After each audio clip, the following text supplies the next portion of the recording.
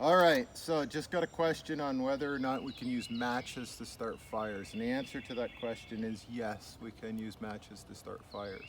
But I wanted to do a quick demonstration this morning on a flint and steel. So this is my flint and steel setup. I keep it in a little Altoids can. And I have a piece of flint here. And the key to all this is charred cloth. Has to be cotton, okay? You have to use cotton to do this. You can't use any sort of a synthetic fabric. So all this is some cotton, like a pure cotton t-shirt fabric or something like that I have charred. And I'll show you how I do that. I have another Altoids can, and this one you can see has some little holes in it. I don't know if you can see that or not. But inside of it, I've got some cotton pads. These are sort of the pads that you use to either nurse a wound, or sometimes women use them to wipe makeup or things like that. But they're just pure cotton. They're flat. These work better than cotton balls because they're flat and they'll fit in here better. So you basically just put them in there like that. You close it up, poke some holes in the top of it. And what you're trying to do is you're trying to basically burn this with an absence of oxygen. If it has oxygen, it'll completely combust. But if you don't have oxygen in there, what'll happen is you'll get a process similar to the way they make charcoal. So they deprive the oxygen, and then the wood or the organic material will actually burn, and it'll char into pure carbon. So what charred cloth is really a form of pure carbon. It's like charcoal. So I've got a couple of little pieces of charred cloth here, down here. And the key to this is preparation, okay? So you want something, once you get this charred cloth going, you want something to drop it into. So they say make a little nest. So just like the way a bird would make a nest, just try to take your straw or some really, really fine wood. This has to be something that's going to burn up really quickly. Dry grass. Dry grass, something like that, has to be 100% dry. So you make that up ahead of time, sit it down, take a little piece of your charred cloth and stick it in there, okay? And the charred cloth, what it's gonna do is it is gonna catch a spark, okay? So I have my piece of flint and I have my little piece of charred cloth, and I sit it on top of there like that.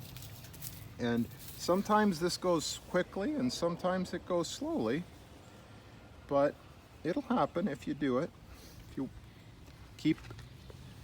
So,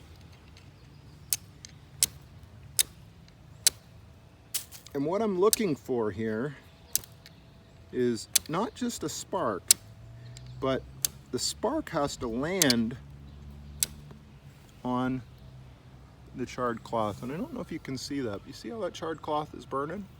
So it'll burn up real quick. So I got to get it in here very quickly.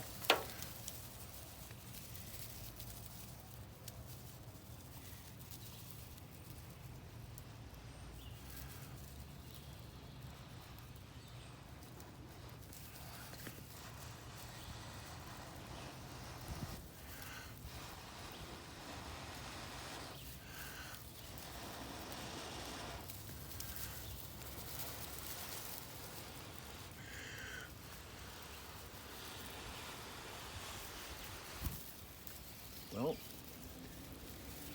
I seem to have failed here. Hopefully I can save this with another little piece of charred cloth.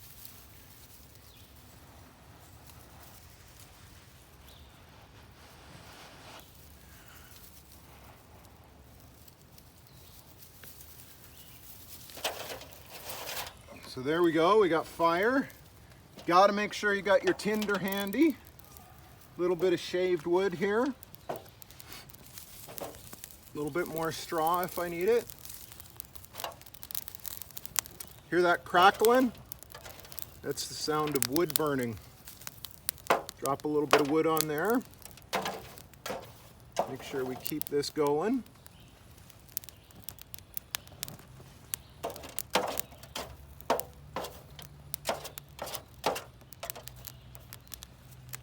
And then it's just a matter of slowly feeding the fire and not smothering it so that it goes out.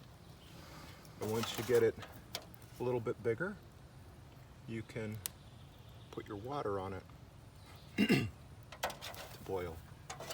So there you go. That's one form of primitive fire starting. You may or may not have charred cloth. You may or may not want to make some charred cloth. If you've got a can like this, you can easily make some charred cloth at home.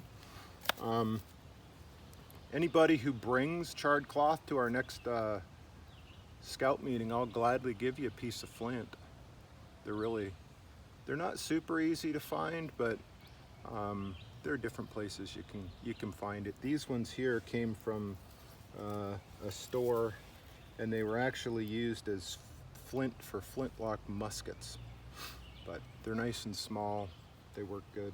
I had this made for me by a blacksmith one time, and I actually do a little bit of blacksmithing myself now, so I can make these myself if I want to. But this has to be a very high carbon steel.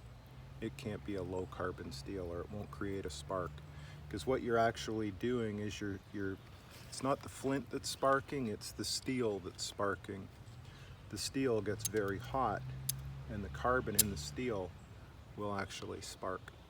So there you go. That's your skill builder for this morning, or this afternoon.